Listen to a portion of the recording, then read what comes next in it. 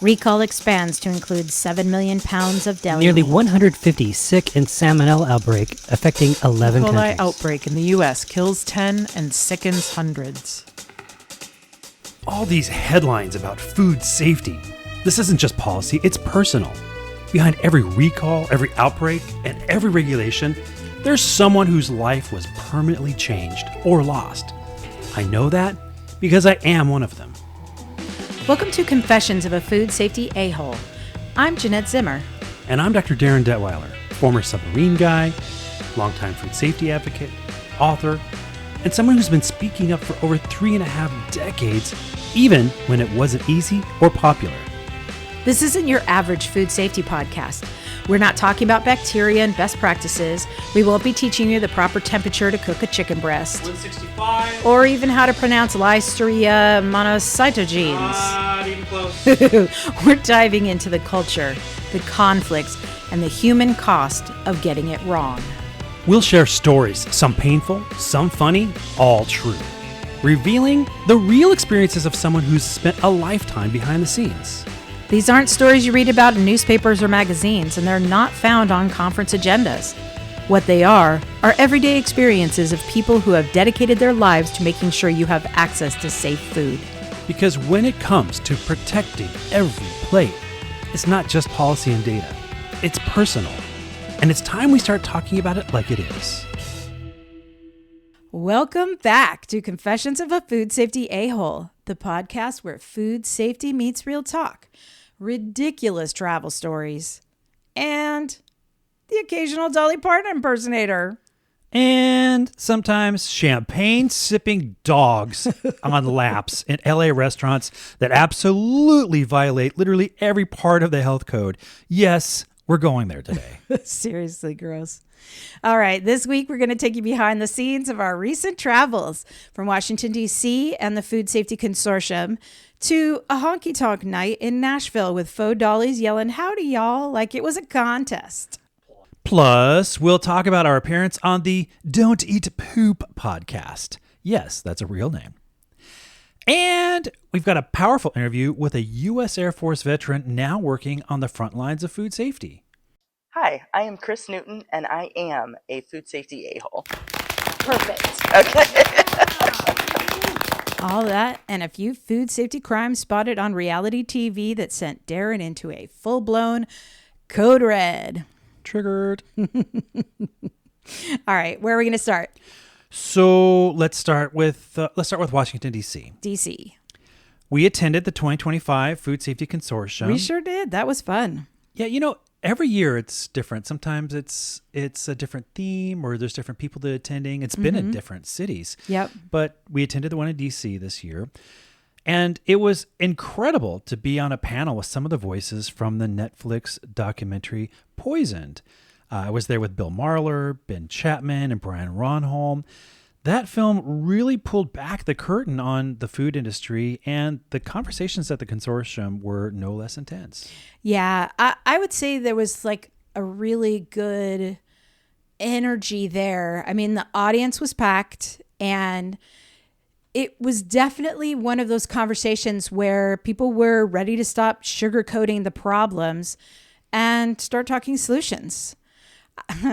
Didn't at one point somebody refer to you guys as the 4 horsemen of food safety? I've been called worse. That was a great panel. And we talked about the impact of the documentary, what it got right, what it got wrong. We even talked about how there was a big buzz on social media immediately after it came out, and how and why we think that went away so quickly. Yeah. We even talked a little bit about what do we need to do differently in terms of how we engage people on social media. What can we do that goes viral? Something that's beyond science and facts that really captures people's attention. Kind of like that whole radioactive shrimp. Yes. Remember the whole song? Yeah. It's just a silly little song that came out of a local radio station in Wisconsin, and it went crazy on TikTok. That really captured people's attention. But the sad thing is that most people are not nearly as impacted by that radioactive shrimp as some of these larger multi-state outbreaks and recalls.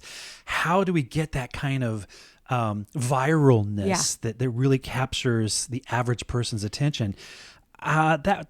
That was really a good part of the conversation, and it was very organic because we didn't have it kind of all scripted out necessarily. No, in fact, I'm not even sure you knew what questions were coming up. It was just throwing the questions to the different people, and everybody really had an opportunity to say what they wanted to say post, which was very different from Food Safety Consortium right after the documentary came out. And there was also a panel, but it was it was definitely a much more buttoned up, not quite as free flowing conversation as this one was. I mean, people were very passionately talking about what they also thought the documentary got right and what it got wrong. So that was really interesting stuff. Yeah, I don't think this is going to be the last time that many of us end up talking about the documentary, because I think it's one of those things. The documentary brought the past to the current, but it's kind of an outlier in that there's not a lot of other food safety documentaries that won an Emmy. Yeah. And it also was on the top 10 list in like 25, 30 different countries around the world. Yeah. So that made a big impact. Yeah. But we want to see it continue to have that positive impact and truly achieve that idea of food safety improves as a result of that. And I'll call it for what it is, an act of activism. Yeah, absolutely. Absolutely. And then we got to do something else really fun at the Food Safety Consortium. Yeah, after that panel, like literally 30 minutes later, I think, we sat down with Francine Shaw and Matt Rigucci from the Don't Eat Poop podcast for an interview. Yeah. It was fun and it was fast, and I would even say a little chaotic, but it's kind of just the way we like it. Yeah. They were asking tough questions, but honestly, I think mostly they were just wanted us to talk about this podcast. And, they've been such huge fans, huge supporters of us. And we definitely saw an uptick in listeners after they posted the podcast. So that was very, very cool, because the episode is already out. And, the fun part about it was, well, first we had, for people who haven't heard that podcast, that was actually the second recording of interviewing with them about the podcast. But unfortunately, there were some weird technical difficulties in the first recording, and I was so bummed because it had gone so well and flowed so well, because the four of us, we laugh through half, if not more than that episode. And it was just so fun. And to pat myself on the back, I think that we all just were on our A game. And even at the end of the day of a very intense conference, we were all just having such a good time with it. Matt has kind of the energy of a caffeinated USDA inspector. Yeah. And, we didn't talk too much about, this outbreak or this recall. In fact, I don't know if we talked about any of them, quite honestly. But it's kind of like, how there's those people who talk about the Indiana Jones movies about how one of their favorite scenes is when Harrison Ford and Sean Connery, they're tied up back to back and they're having this banter back and forth while madness and chaos is ensuing around them or whatever. Yes. But there's the dialogue, the kind of, the connectedness they have in that moment. I kind of feel that way in terms of the four of us have talked so many times. We've been to events together and we've been working in the same kind of motivation and the same kind of energy for so many years that put us all four together with microphones and just ignore the world around us and listen to our conversation. And it's fun. It was a fun conversation. Yeah, it was really fun. We're going to put a link to that particular episode, but also, if you're a Confessions of a Food Safety A-hole listener that hasn't listened to Don't Eat Poop, we absolutely recommend that you listen to that one as well. They have a very similar, fun banter when they're conversing, but their topics are very different from what we talk about. Yeah. And again, I think that it's different, but it's that idea of it's not poking fun at food safety. It's just kind of having fun in the conversation in that culture, if you will. Yes. And, they have some great guests too. And I've been a guest on their podcast before. I'll probably be a podcast guest for them again. Yep. And then what do we do after we finish that interview? Well, unlike the commercial that says we were going to Disneyland, we went to Nashville. We did, and it was a blast. We had a really good time. Yeah, we went to Nashville to support a company's user event, and we ended up at a honky-tonk night downtown with Dolly Parton impersonators. I had no idea when we walked out of our hotel room that night. I mean, I knew we were going to go to a honky-tonk bar. I had no idea we were going to be doing it like being marched down the street with impersonators. With a little Dolly Parton who's like, hey, y'all, come on, y'all, Jolene. And it wasn't just one. It was it was three. There were three of them. Three Dolly Parton impersonators. I still maintain we had the best Dolly of the three, though, for sure. What's really funny, I didn't tell you about this, but I was texting with my friend, and I was telling her about it, and she's like, oh, I love Dolly in drag. And I was like, isn't drag just like a male thing? She goes, oh, no. She's like, Dolly Parton impersonators, they're all in drag. In fact, Dolly Parton herself considers herself in Dolly drag. Well, this was like Disneyland level strictness of being in character from the moment you walk out the door until the end of the night or whatever, because these three women never broke character. In fact, it was crazy because they ended up singing. They did. And anyone want to guess what they were singing? We'll wait for people to respond, but in the meantime, it was Jolene. Yeah, that was crazy. It was cute. It was very cute. And it was a lot of fun. Nashville itself, I had never been on Broadway in Nashville before. So being able to kind of wander around and check out, like, you cannot walk past a bar without hearing music at all times of the day. Like, there was music when we were there in the early afternoon. Of course, there was music there when we were there late at night. And it was really, really fun. You know, again, it was a really cool trip to Nashville. It was a great event for that.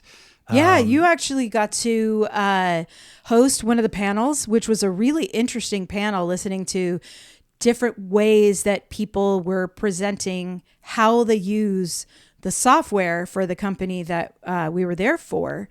And it was really interesting because there were a lot of similarities, but there were also some differences to how they used it and what part of the software was the most important to their company.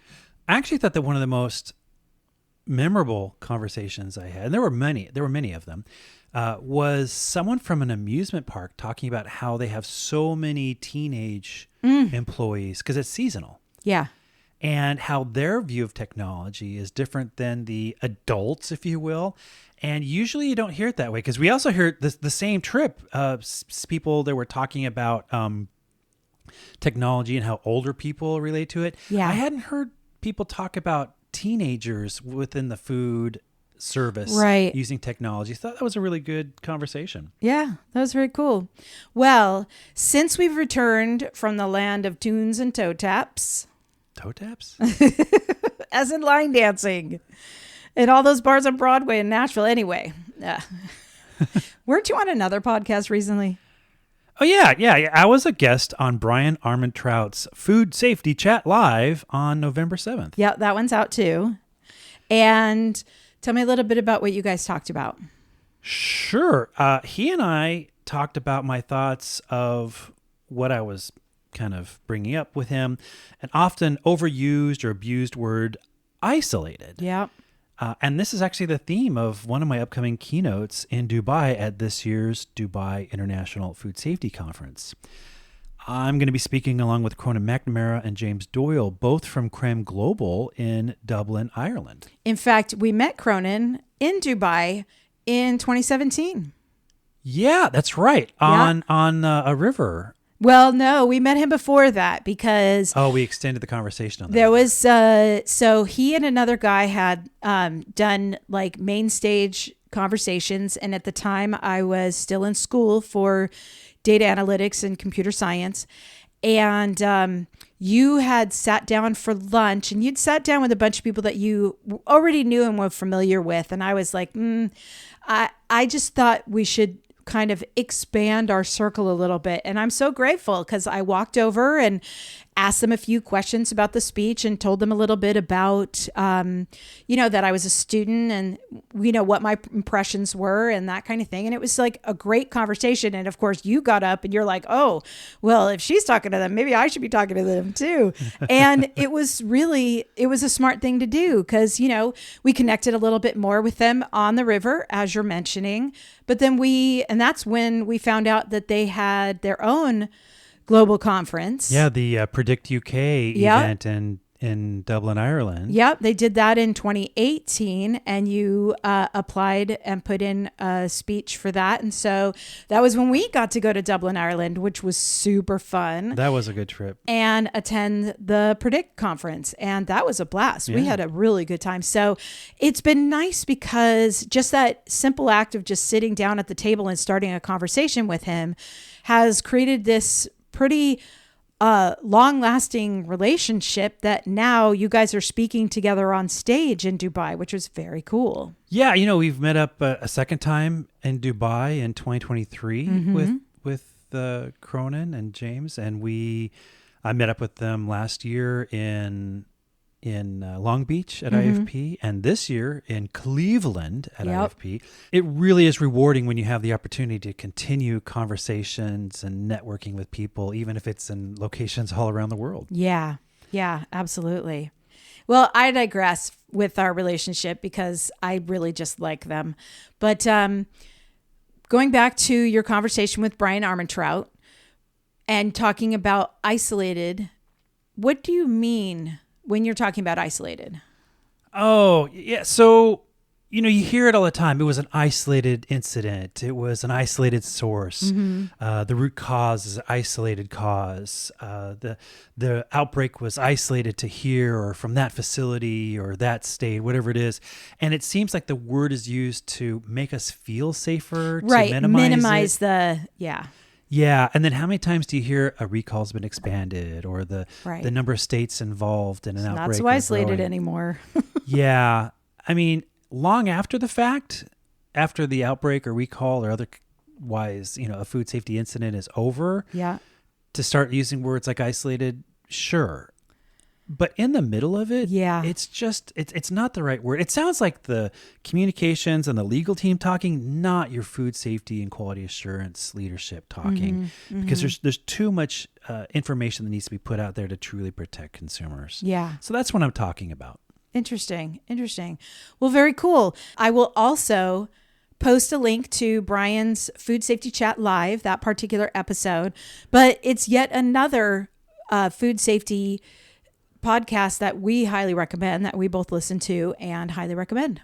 Yeah, he's live, I believe, every single Friday. Yeah, that's pretty intense. I can only handle like every third week on this, but Don't Eat Poop and Food Safety Chat Live are both weekly podcasts, and that I admire their ability to keep up the pace with that because it's a lot.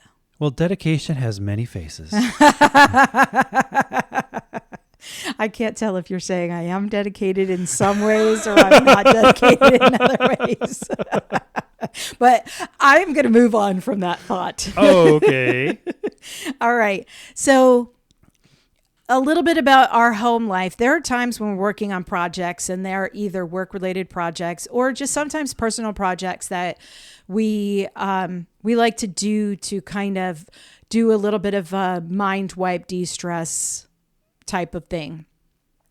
And we happen to be doing one of these little projects. When we do them, we often have some sort of television in the background. And there was a new season of one of the shows that we've been watching that Darin will never admit, so I will not tell you what the show is. It's mindless. I don't have to totally follow mindless. it. I don't even know what happened last season or even last episode to be able to go, okay, I get what's going on. Meanwhile, I'm painting some wood or I'm drawing on paper or whatever it is. But you do happen to know all of the characters' names and their backgrounds and what's going on in their lives and all of that stuff. But I'm not going to call Darin out for that or anything like that. I can neither confirm nor deny if I know the names of characters there. But something did happen that set Darin over the edge. Yeah. Here's a thing that we have talked about before, which is that we go to restaurants and Darin notices the food safety failures But when Darin is watching television, he is also noticing food safety failures. And usually it's like a very obvious thing, watching a cooking show and they don't wash their hands, which is just so gross that they don't even promote it at all. But something happened that, like I said, set him over the edge. Well, it was too much. I mean, come on. There's this woman, okay? She's at a restaurant in LA. Yep. These are facts. Yes. It's an outdoor dining area. Fact. She's got a tiny dog on her lap. She literally like took it out of her purse, kind of a dog, right? Yep. And she's eating and she's holding the dog in her arm, or it's on the lap. The dog's paws on the table, kind of a thing. We're talking full contact with utensils, plates, everything, even like giving her little bites, kind of a thing. And it just like, it started to trigger me. Yeah.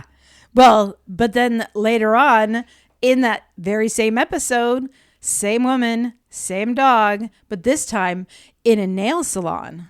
Yeah. So I'm, of course, like starting to breathe faster and my face is getting kind of redder, kind of a thing. And I'm trying not to ruin the show for you. But in my mind, that's 2 health code violations in under 30 minutes. And I'm sitting there. That's health code, or California health code, section 114259.5. If you're curious. Yeah, he said that one from memory, guys. He he definitely knew and was really annoyed. But there's nothing I can do. It's on film. It's on air. I don't know how long ago this was filmed. I don't know how long ago this aired. But is there not someone behind the scenes going, "Hey, is this like not okay for us to be doing this?" And why wasn't someone at the restaurant saying, "Look, we won't allow the average person to do this. Why would we allow some celebrity to do this and put it on TV with our name there?" Yeah, because those women, they bring their dogs everywhere to so many inappropriate, in the food safety context, places often. And, they just do things that like any other person would have been called out for it. But the problem with seeing it on TV, and the problem with these women bringing their dog into the restaurant, into the nail salon, and it being on television, is there's those people who they don't ever want to hear the word no. And some poor server is saying, "You got to take that dog out of here. It is a health code violation." And then they'll start a fight with them. And they think it's okay because they've seen it on TV. Yeah. Well, I just pointed out to you, what was it at Costco, those new yellow signs about huge yellow signs now. Service dogs only, no emotional support dogs, no pets in the food area, whether you like the hot dogs and the pizza, that kind of stuff. I think that many people, they're thinking, well, I see it on TV. Why won't you let me do it too? Yeah. Yeah, exactly. It becomes problematic. Yep. And it's a trigger for me. It's kind of like when I see submarine movies and they clearly do Hollywood versions that are far from reality. And I'm like, no! It reminds me of that total B movie, Shark versus Octopus. Oh, yeah. Yeah. That was like, okay. Some of it takes place on a submarine, guys. And even I was like, this is a disaster. I know. It was so far from the truth. But again, I mean, it's a trigger, but it's not the same in terms of the average person now going to, in this case, a restaurant and saying, well, you let them do it. Why can't I do it? Sure. The average person won't be driving a submarine. So I guess I'm not the average person. No, we know that. Well, speaking of driving submarines. Oh, that's right. Okay. So we kind of hinted about this a little earlier, but because we have Veterans Day, we wanted to share a conversation. While we were in DC, we interviewed somebody who brings both military service and food safety leadership to the table. Yeah, in the upcoming November-December issue of Quality Assurance and Food Safety Magazine. Which we'll put a link in for people once we have one available. Oh, that's cool. So I had the opportunity to write a feature article highlighting Kris Newton's inspiring journey from serving in the U.S. Air Force to leading in the food safety industry. This is part of this whole kind of package I had recommended months and months ago about the idea of a whole issue of their magazine that had a focus on military members either past or even current, like people who are in the reserves. Nice. Or active duty, who work in food safety. So as part of this whole package, I contributed a personal column exploring the parallels between my time serving aboard a submarine and my current work in food safety. Additionally, I authored pieces examining the historical connection between the military and food safety, as well as an overview of the various military roles or ratings dedicated to ensuring the safety and quality of food provided to service members across all branches. That's going to be a really good addition for anybody who is interested in hearing about how former military are contributing in this realm. I like that idea. Yeah, when I pitched the idea, the question was to the effect of, are there a lot of people who work in food safety who are in the military?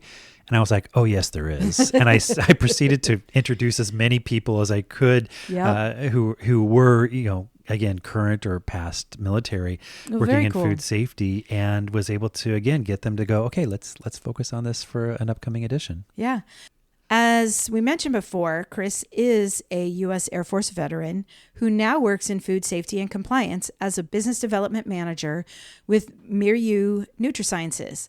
She has a sharp eye and a big heart and some amazing insights about applying military discipline and leadership to food safety systems.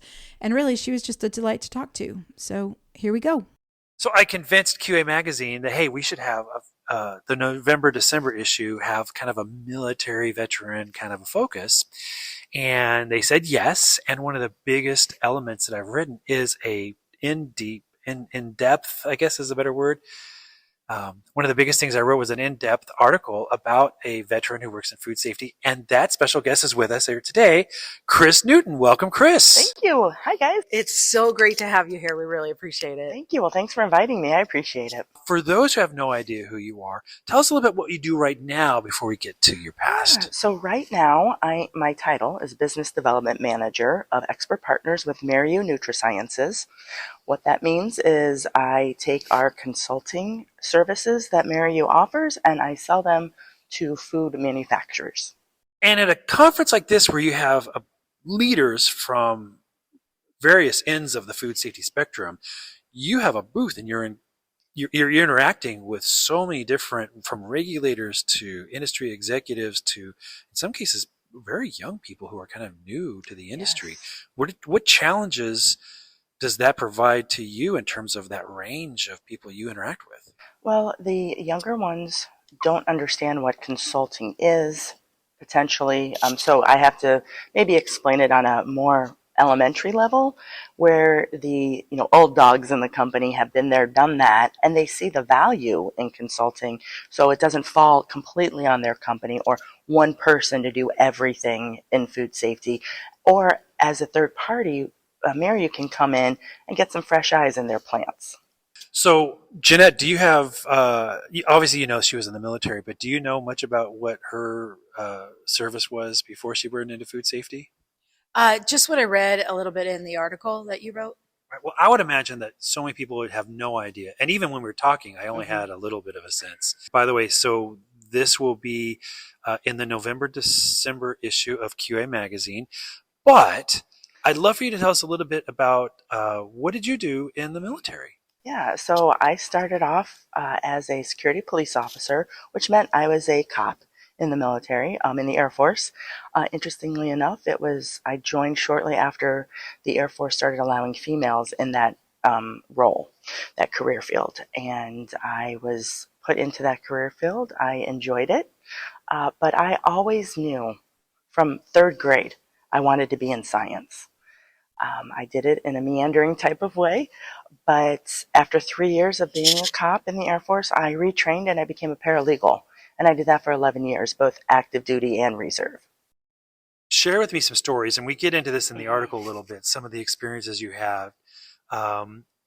Those must have been eye-opener. I mean, if I recall right, you were very young, and all of a sudden, in fact, I think you said, I was 18, I'm in the Air Force, and all of a sudden I've got a gun, and now I have these responsibilities, and they were, in some cases, not necessarily what you would have predicted? No, absolutely not. Well, I never predicted I was going to be a cop. I went in what they call open general, meaning I didn't have an assigned job, hoping that I was going to be in some kind of science or medical role, and that just didn't happen for me. And that's okay, because the experience was amazing. But yeah, so they gave me a 9mm Beretta, and I wore it almost every day on my hip, and I got to guard the base, and I got to make sure all the military members on the base. I was stationed at the Air Force Academy, so as far as security police go, it's a pretty choice assignment. And I got to guard everyone and make sure they were safe and write tickets if they were speeding or not stopping at stop signs or, things like that. There were some tragedies on the base that I dealt with as well.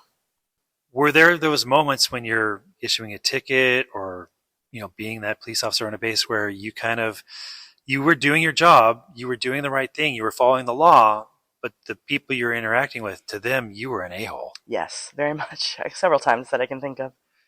Yeah. What's kind of a generic example? Generic. So we dealt with cadets on the base because it's the Air Force Academy, and they were students. They weren't part of the military yet, but they thought they were, and they thought they outranked everybody on the base. So I would pull them over. One time, in fact, I had a car full of them, 5 or 6 kids, and I'm not much younger, or I wasn't much older than they were, which is kind of interesting and funny to look back on it. They had too many people in the car as far as the seatbelts go. I think 2 extra people, so I made the 2 walk. I told them to get out of the car, only because they gave me an attitude. I told them, get out and walk. You don't have enough seatbelts.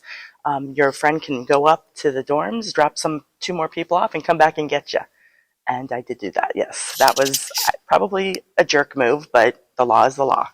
Well, let me ask you, because your entire job as military police would be seeing, saying, calling out, all of that stuff. Was that a natural thing for you to do, or did you have to learn how to do that? Like being able to just be okay with being the a-hole of 2 of you are going to walk. Yeah.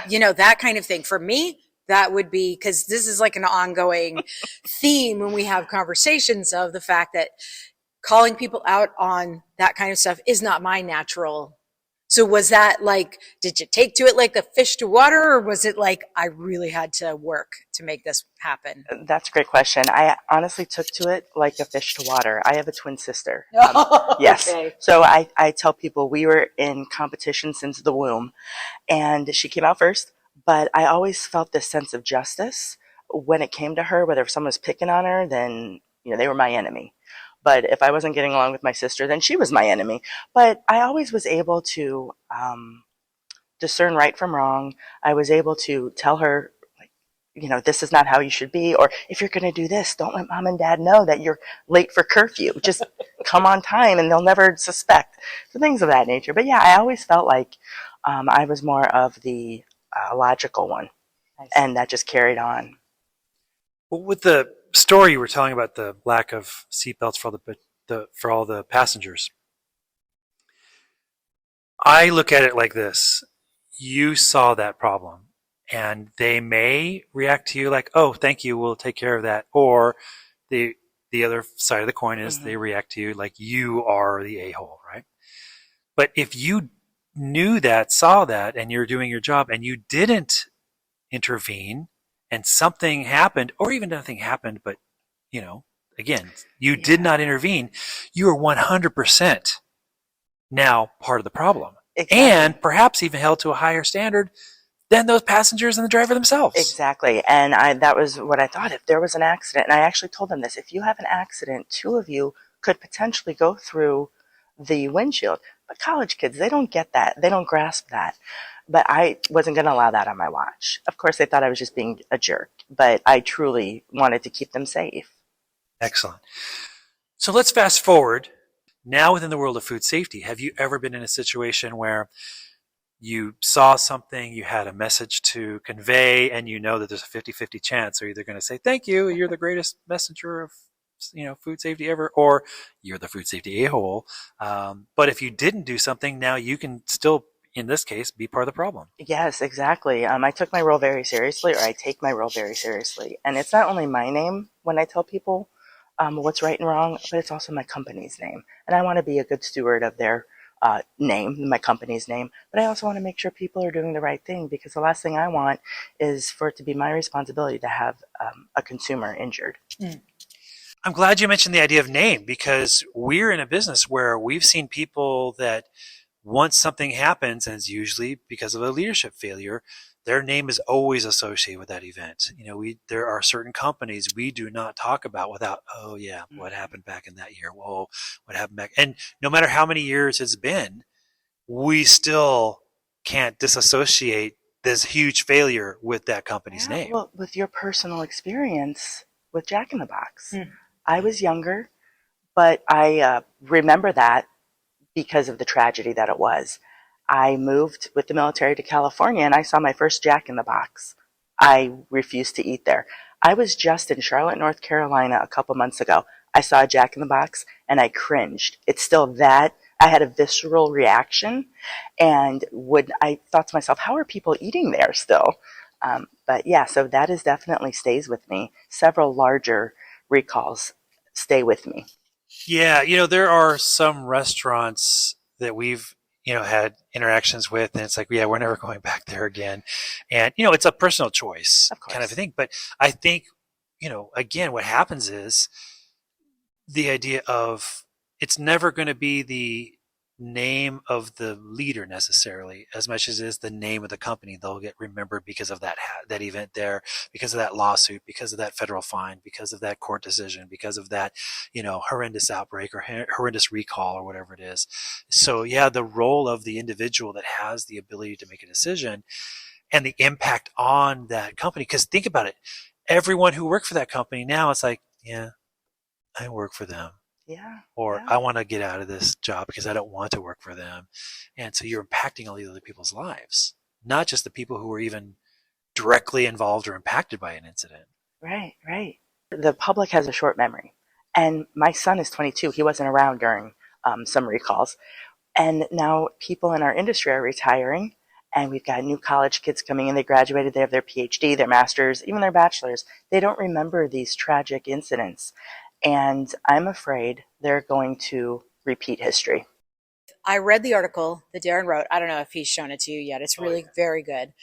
And when you're in restaurants, is this like like you notice all the things? Like he notices all the things, which is why he ends up a food safety a-hole quite frequently, because he speaks up if he sees something going on. In our first episode, we talk about literally in the first weeks of our relationship, us being at a restaurant and him calling out the manager for some major, really disgusting food safety failure. So taking that to the next level, is that something where you become a food safety a-hole in a certain way because of noticing everything at a restaurant? I do. I was at a Mexican restaurant with my son. We had just moved to the area, and they had these large exposed, the piping for the ventilation, the HVAC system.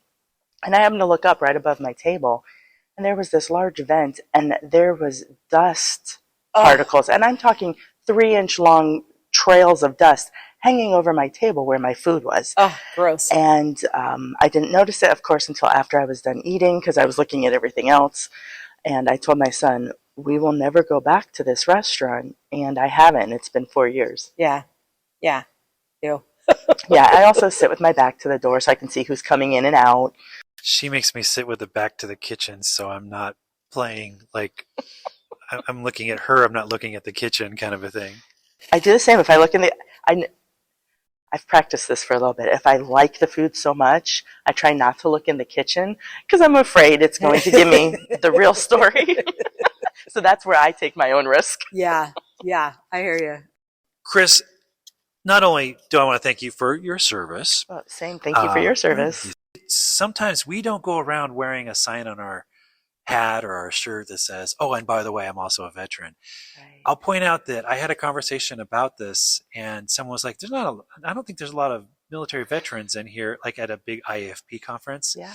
And it was like, okay, challenge accepted. I went around to everyone I knew who was, military or whatever. I'm like, we need to go to this booth here and tell them I was in the military. I'm currently in the reserves, that kind of thing. Yeah. And at the end, this person's okay. I get it. There's a lot of people I have no idea they're actually in the military. We just don't talk about it. If we're not in uniform, we don't talk about it. Now, a lot of men will wear their hats, but not at a food safety event. They're not going to wear their veteran hats. Yeah. Female veterans are even harder to find because we don't wear hats that often, like our service hats.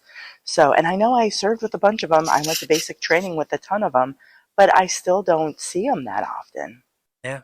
Well, I think it'd be a wonderful thing to recognize people's service more. But I think it's also important for leaders to understand that, yes, there are great people, even if they weren't in the military. Mm-hmm.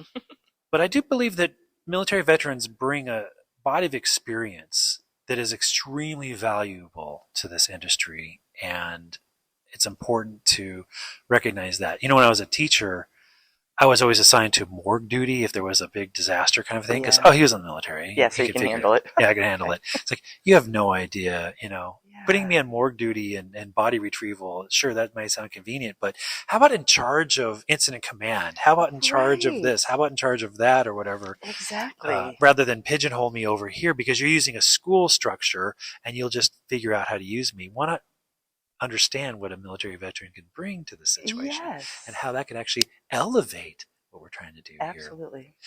Kris Newton, I want to thank you for joining us here. The focus is going to be in the November-December issue of QA Magazine, and I'm looking forward to seeing it because I haven't seen the final look of it or whatever. Okay. But I know that there's going to be a lot of readers that are really excited to see this play out. I'm very excited to see it for myself, and I can't wait. Thank you for giving me that opportunity. You are welcome. Gennette, that interview was a great reminder that food safety is not just about science and policy and the law. It's about service. Whether it's protecting public health or defending the country, it's the same mission at the core. Yeah. And one word that she said really stuck out with me is, and I've heard it from other people as well, stewardship. Yeah. Yeah. It really kind of puts a bigger context in terms of why we do what we do. The idea of the service of the greater good, the idea of protecting public health, the idea of ownership, if you will, in terms of the work we do. Yeah. It was, I hope you all enjoyed it as much as we enjoyed interviewing her. All right. Well, it's that time again. What time is that? Time for the outro. Ah, the opposite of intro. Yeah, the opposite of intro is outro. All right, everyone. Thank you so much for listening to Confessions of a Food Safety A-Hole. We're going to have links to both the Don't Eat Poop episode as well as Food Safety Chat Live that we mentioned in this episode. And once it's available, we'll have a link to the article that features Kris. So do us a favor and please like, comment, and follow. And as always, thank you so much to our new and returning listeners. We appreciate you. Until next time, let's keep your food safe, your dogs off your lap at dinner, and your Jolene impersonations above board. Anything from you, Darin? Yeah, Gennette, I want to take a very serious moment, if I could. We had a message from a listener after a recent episode, and I thought that now would be the perfect time to address that question. Maybe other people have this question as well. So, listeners, if you've ever wondered whatever became of me, I'm writing, teaching, fighting for food safety from California near the deep blue sea. Oh my God, you stumped me. You're going to have to give me a hint. Well, it's November, and God is my witness, I thought turkeys could fly. WKRP in Cincinnati. There you go. Nicely done. That one, you actually did a really good job because now I can hear it, but I couldn't hear it before. My job is done here.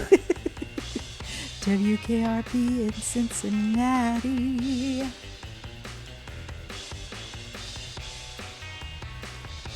What do we do now? No, that's it. That's it? Yep. As God is my witness, I thought turkeys could fly.